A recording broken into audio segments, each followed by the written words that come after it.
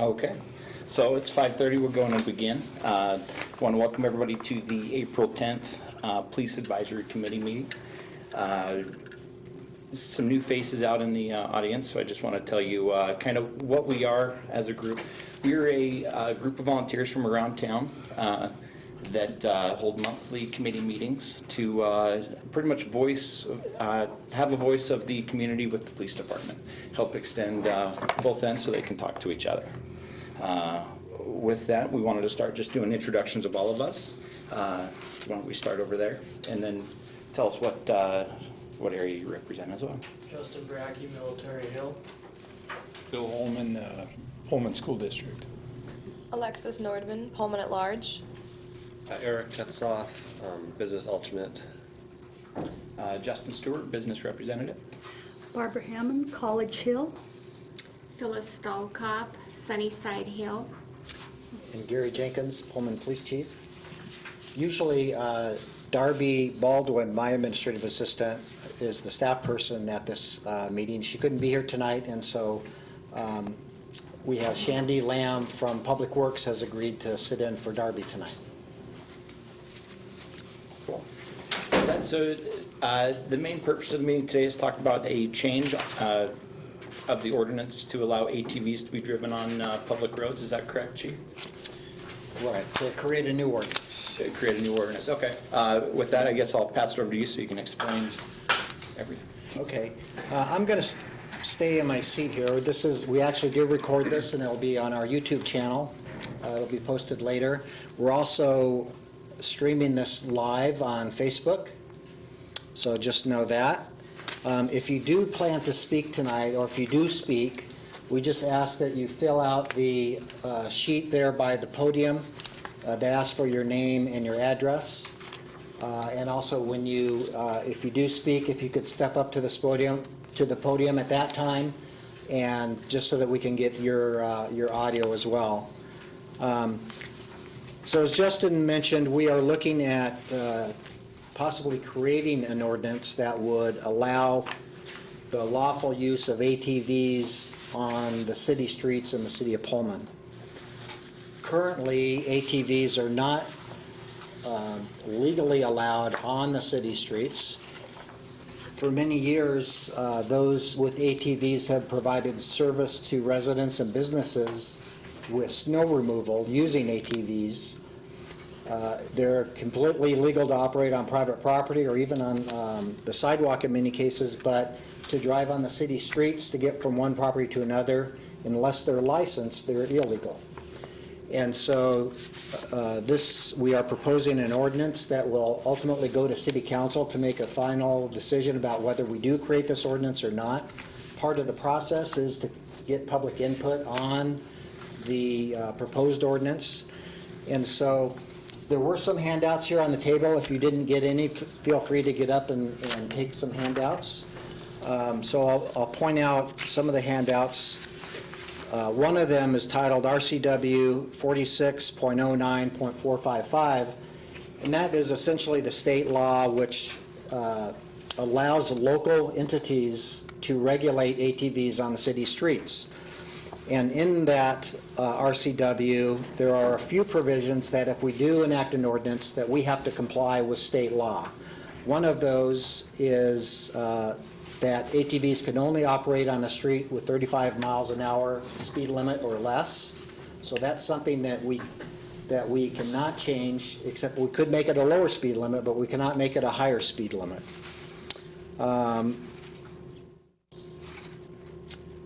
So that's really the main part of that particular section. There's another handout that is titled RCW 46.09.470. Originally, if you had looked at documents on our website, we had a different RCW listed there to talk about exemptions and the requirements for helmets. We did a little bit more research and discovered that we had the wrong RCW up there, and so our actual RCW is 46.09.470. And so that's provided as a handout, and that essentially says that a helmet is required unless the vehicle is equipped with seat belts and roll bar and a roll bar or an enclosed passenger compartment. So if the vehicle has those items, then a helmet is not required. And then the other handout is the proposed ordinance, which on page 4 of that ordinance, there is an underlined section that discusses the helmet exemption. That RCW listed there is the previous RCW that we had that was incorrect. So we will update that to note the correct RCW, which we have the handout for here. So I hope I didn't already confuse everybody completely on this. At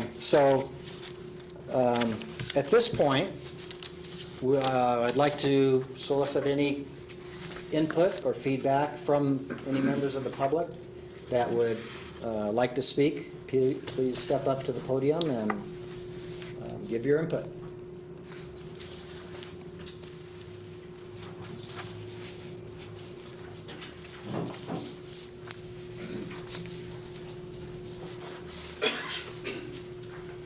My name is Larry Morgan. I've lived in Pullman for almost 50 years in the same home. And I'd just like to tell you that I have been working on getting this ordinance that the state passed for well over a year.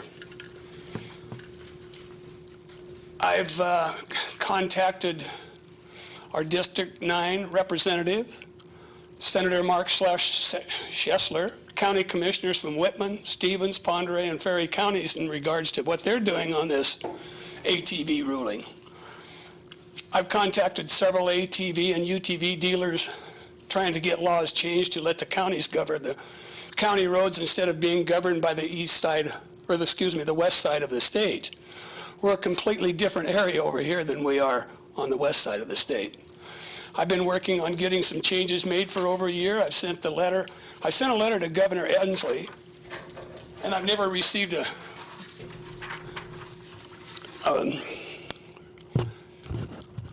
notice back from him that he even received my letter. However, I did send it registered, return receipt requested, and never got anything back from him.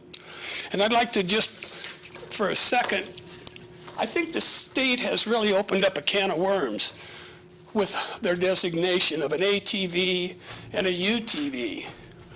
They've got everything classified in a lump, all lumped in with the ATVs and UTVs. Now, they're completely different. You can look at the designation of a UTV and an ATV and very quickly see the difference in them. And I won't go into that, but I will leave a copy of the difference between them. They've lumped them all into a wheeled all-terrain vehicle. Well, we bought these vehicles as a UTV, utility vehicle. Now they've been lumped into an ATV, a wheeled ATV automobile, not an automobile, but a utility vehicle and an all-terrain vehicle.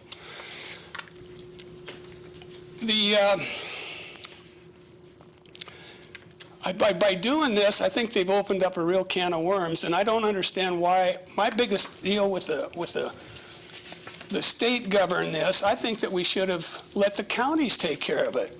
We're completely different on this side of the mountains than they are on the other side of the mountains, King County and those areas. This is an agricultural county. Basically, the way they've got it stated, every farmer in our area here has a UTV or an ATV, now classified as a wheeled all-terrain vehicle. Well, the way it works, the way they've got it stated is every farmer out there that is using his to run up and down the road to check his crops, to go to the neighbors or something, he's breaking the law. They're forcing us to break the law. If we pay sales tax on these vehicles, lots of money in sales tax, and getting them street legal.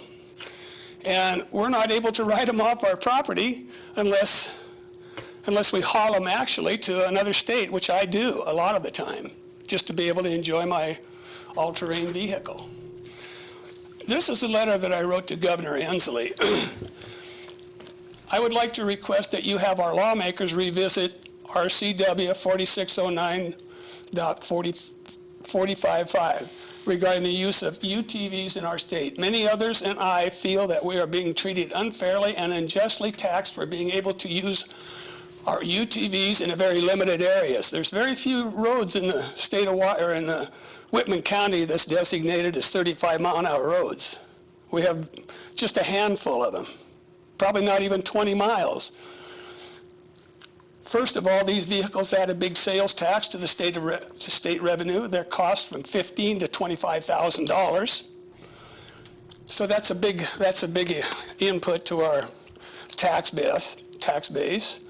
Plus all the off-road and on-road licenses we have to have even to drive them off our own property. We have not, if we're not a farmer and want to use and enjoy them, we have to haul them many times to another state. I personally have mine licensed in both Washington and Idaho. I don't think the lawmakers realize how safe these vehicles are. Now I'm talking about UTVs. And they preach safety first of all. On every issue just about, they preach safety. The newer UTVs won't go over 10 miles an hour without having the seat belts buckled. They have roll bars, they have windshields.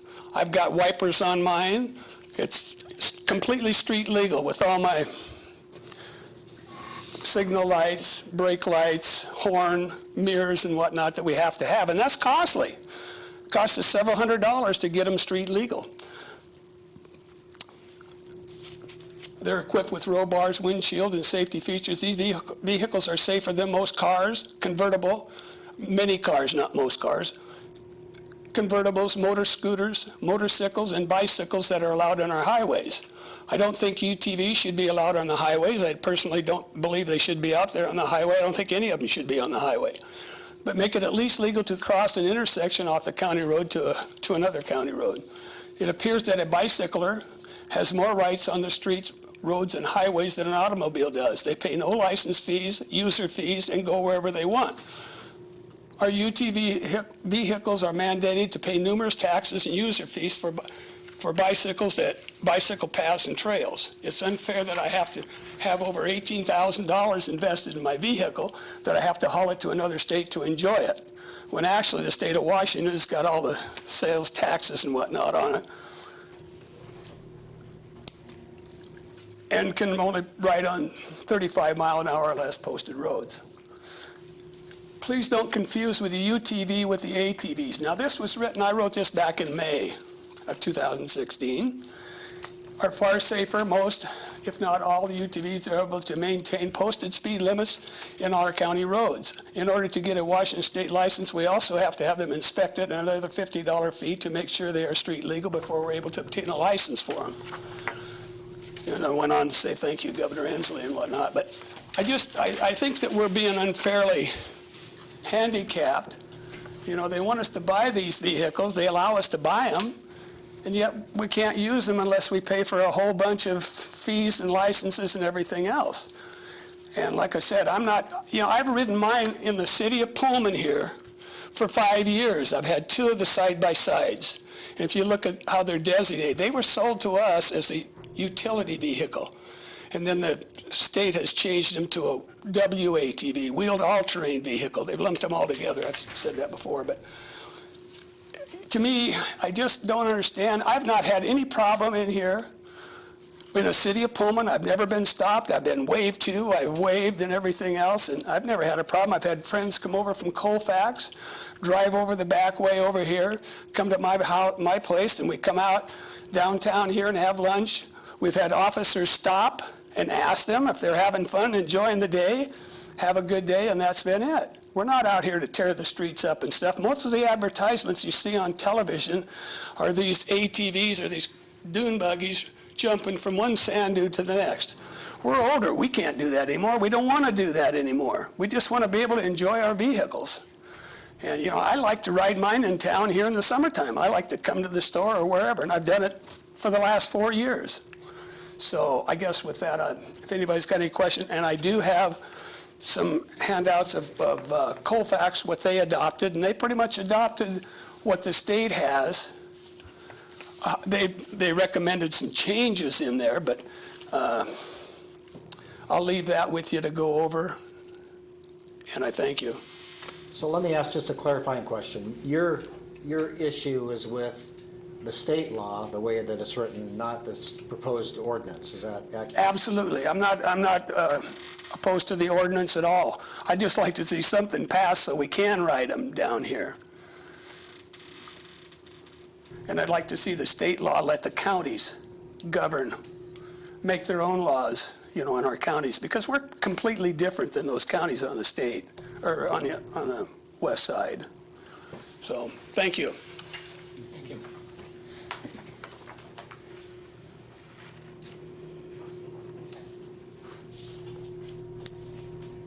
Is there anyone else that would like to provide some?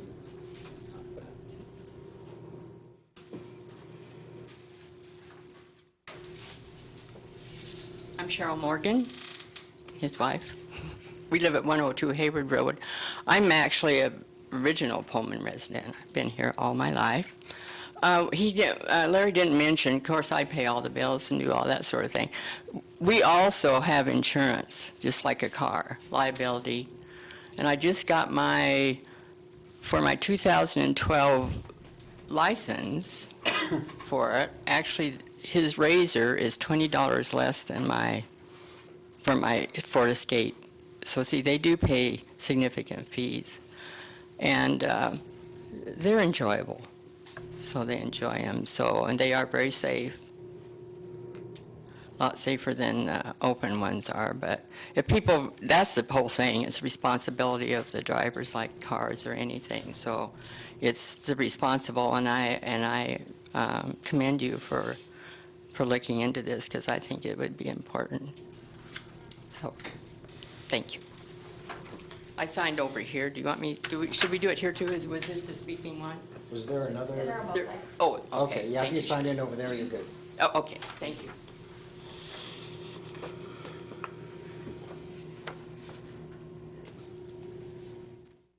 Anyone else?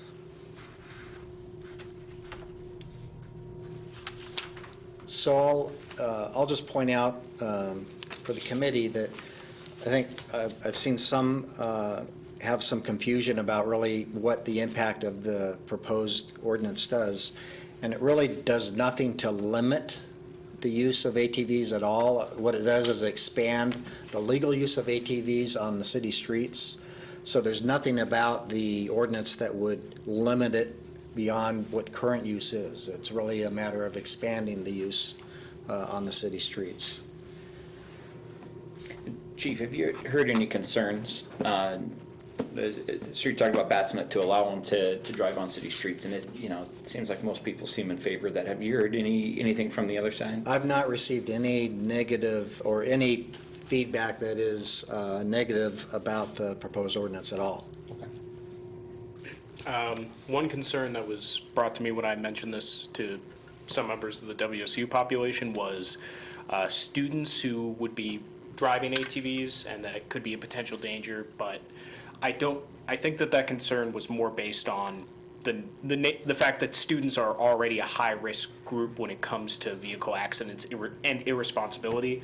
And as Mr. Morgan previously testified, the ATVs are required to still be street legal and to have various safety features. So we do allow bikes, thankfully, in the streets for those of us who don't have the money for a car.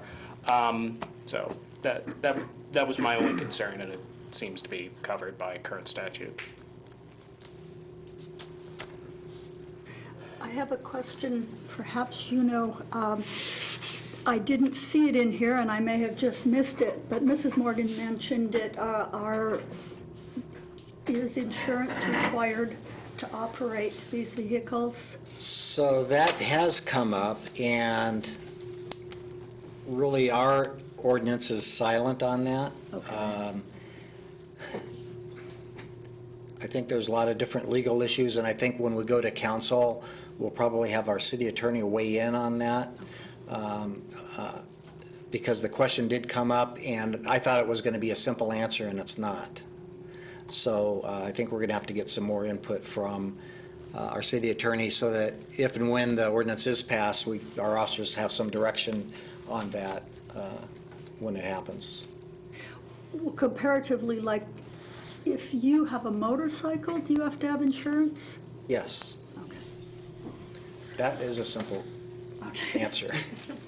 What's the ordinances for those around Pullman and Whitman County? Specifically, I guess, Moscow. So they're in a different state, so I don't know what their state requirements are, what they allow and what they restrict.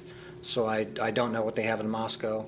It sounds like, Cole, you know, Larry? They're allowed in Lewiston, they're allowed in Moscow, we're allowed on all county roads except the state highways in Idaho. And is that by state law or by local ordinance? I think that's state law because I went to the courthouse in Lewiston, and that's when I got my first one several years ago, and for Idaho. And they are, you're able to ride them there everywhere except the state highway. That's what they told me at the courthouse there. And Clarkston, I know since Clarkston's in Washington, they do have a ATV ordinance as well that allows ATVs. I missed part of Barbara's question. If you're driving these, what do you call them, the ATVs, around the street of Pullman, and you run into me, do you have to have insurance? I do have insurance, and I don't But know do you if have to? Is it required like There's not a simple answer to that, and so we're gonna have to have this, our city attorney weigh in on this. Unless you're required to, I'm opposed. As far as insurancing, one thing I would say as a business owner, like my if when the ATVs get on-road plates, my insurance requires them to be listed under automobiles as with full insurance liability. Once they're licensed. Once they're licensed, yes. So. Yeah, and I suspect that's the answer we're gonna get from our city attorney. Okay. Again, I'm missing that because this is important. Are you required to have insurance or not? I don't know the answer to that. According to Eric, once they're licensed, his insurance company anyway required him to insure his. Excuse me a second. Colfax has adopted off-road vehicles are subject to the same insurance exemptions provided to motorcycles. Colfax. No. passed What that. are they? Do motorcyclists have to be insured? Oh, yeah. And that's a strange wording. It kind of Say- is, say isn't it? gender. I noticed it until I read it, the rest of it. Same insurance exemptions provided to motorcycles. No, I don't know just what exactly that entails. I have insurance, I want insurance. We've always had it. Well, that's to your credit, but I want everyone to I have insurance. understand that. I just thought probably you had to. Why?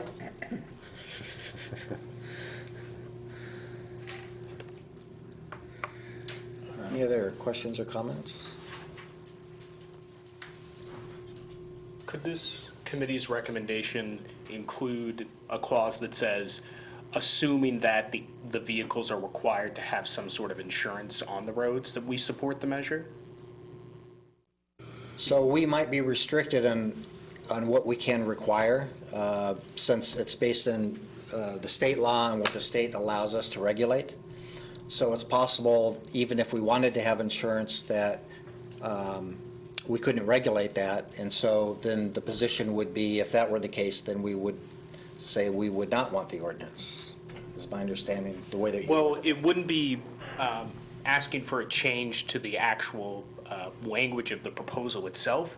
It would be, this committee's recommendation would be contingent on if the state law required, because we haven't got at least a clear answer from the city council yet. If the city councilor says, yes, these vehicles will be required to have insurance, we support the measure. But if state law says that they're not requiring them, we would oppose the measure. That would be the language of our recommendation rather than asking that anything get changed in either one. Sure, that's at the desire of the committee. Okay. I stumbled around the phrasing a little bit. That's right. But it just seems to me that the only concern this committee has is these vehicles being uninsured. And if they're required to be insured anyway, is there any other reason or any other members of the committee that would oppose it? Well, so here's a question. You're pretty sure the state does not require insurance, right? Do you know that? Well, the state law that tells us what we can regulate as far as ATVs does not mention insurance at all. Okay, so, as far as you know, the state does not require ATV drivers to have insurance, is that, can you say that or I not? can't say that. Okay. Well, so when this question came up during a council meeting, Yeah, one of our city councilors is an insurance agent. Yeah. And he did not want to give an answer because he said that the answer was too complicated really to, okay. to try to give an easy answer at the I moment. see. So I think it's going to take some research, I think, by our city attorney Yeah, to make that determination. Yeah. And determine the impact of whether it goes through, with people that are driving without insurance. yeah. And it may very well be that vehicles that are licensed have to be insured by the state in any way, but Right. perhaps there's some exemptions that are given to motorcycles that might also be given to ATVs, I don't know. Yeah. Things, personally, my perspective from the business is sort of like, there's already ATVs out there, so I'd like to see them have a legal way of being out there. Basically, that's my perspective. You know, as a business owner, I'm gonna have insurance on them, but that's, Sure, I guess you could look at that as, do you want them on the streets illegally and uninsured, or Right, on the streets- exactly, at least on the streets exactly. legally, right? Do you see this having an effect on how many ATVs are on the road? I don't think so. It's not an easy thing to get, and Eric can probably talk to this, it's not an easy thing to get them really licensed. I mean, it takes a little bit of work, particularly ATVs. UTVs might be a little bit easier, but, because they're more like an automobile. But it's takes some cost and effort to get them licensed. Sure. I can tell you from other cities mentioned that do allow it, I haven't seen ATVs driving around all the time. So, no more than Pullman.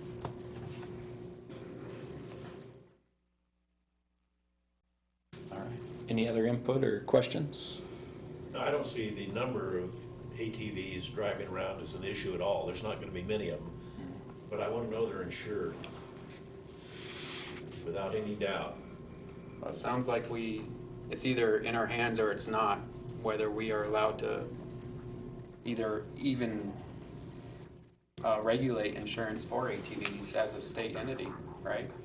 That's one of the questions up in the air. Right, with regards to ATVs, we wouldn't be able to regulate it. you know that, The or? argument that counties should deal with this is invalid. Well, that's completely separate from our issue. I mean, we can only look at what we can do in the city.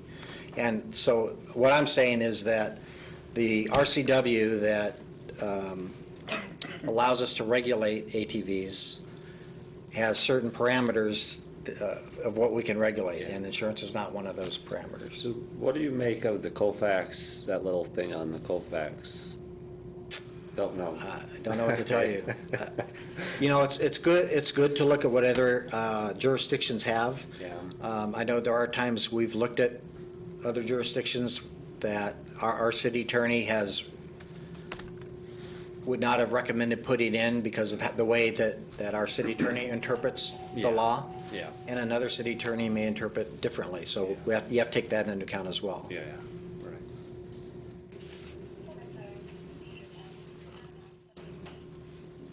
So are you going to, is the council going to pursue the issue of, or are you going to pursue the issue of what does the law actually say? Yeah, so what will happen now is I will take to council the public input we've received, as well as the discussion that we had here at the committee, and I will get a definitive answer regarding the insurance issue from the city attorney, and then that will go to city council, and then city council will act on whether to impose the ordinance or not. Okay.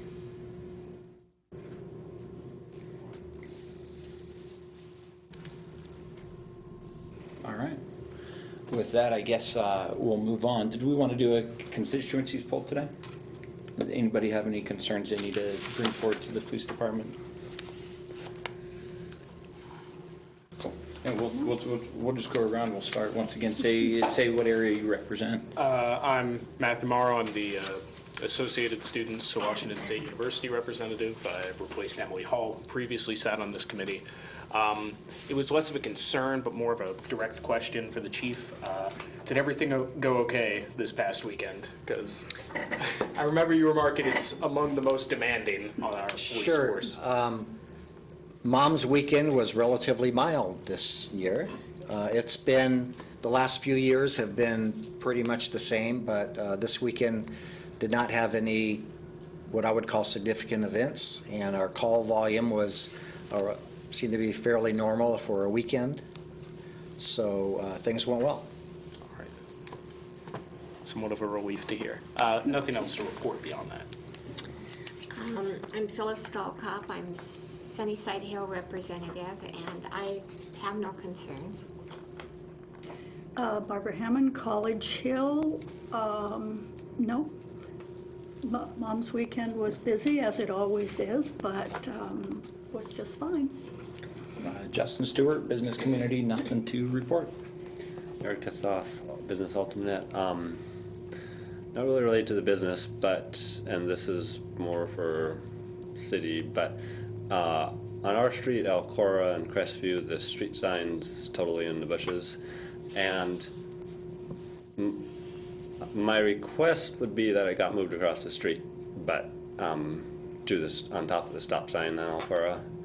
Because where it is right now, it'd be pretty awkward to try and trim it out of the bushes. But anyway, that's all I had to say. Yeah, I can send a request to Public Works. Thanks. Adam Williams, Sunnyside Hill alternate, and I do not have anything to report. Alexis Nordman, alternate for Pullman at Large, and I have nothing to report. Bill Holman, Pullman School District, nothing to report. Justin Brackey, Military Hill, nothing. Richard Hill, Pioneer Hill. Very impressed with how high the river was when I walking my dog here and how much water was in my basement.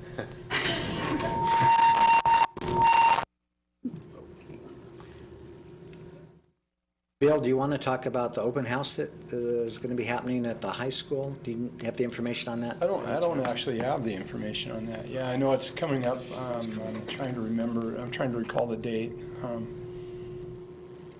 that'll be a nice event, of course. I don't have it, the information is listed on the, I could actually call up the district website.